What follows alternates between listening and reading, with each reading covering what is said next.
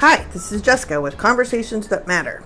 Today I want to talk about something that's maybe a little bit more uncomfortable, but it is a conversation that matters. And that is managing oppression.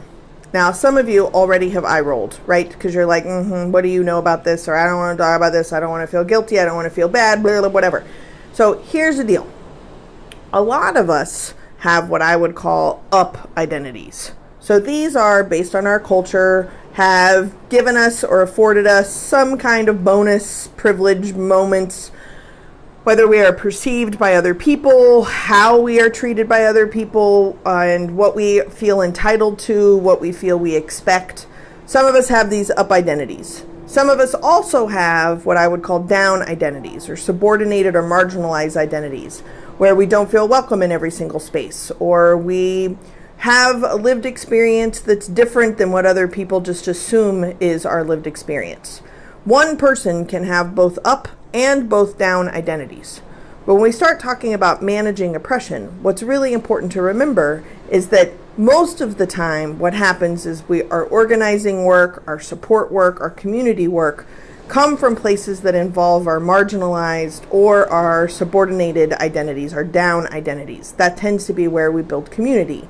When we talk about managing oppression, it's really important to have that community, to have a safe space to be able to process and talk about dynamics with your supervisor, dynamics with your coworkers, dynamics with your neighbors or strangers, or something that happened in the given day.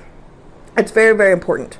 However, I think that it is not less or more important, but it is equally important to have a group to manage oppression from your up identities. I think it's from these spaces where we can do work from our dominant or privileged identities at much lower risk.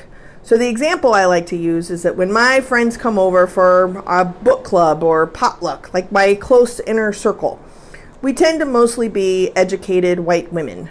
Some of us are mostly queer. Most of us are middle to upper class. What would happen if in that space built around our dominant identities, in that space we actually talk about or manage oppression and where it comes from in our up identities? So instead of picking only us being women or picking only us being queer, doing work from there, what if we also had conversations about what it meant to be cisgender or not trans or citizens of the United States or educated or literate? If we can have those conversations too in those spaces, then our inner circle can manage oppression as well as managing oppression that we might experience. We can manage being the oppressor as well as being oppressed. Those power dynamics are our responsibility, and it's certainly a conversation that matters.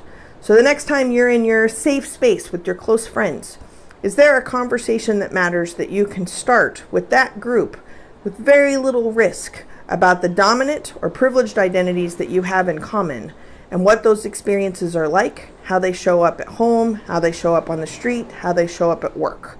That is definitely a conversation that matters.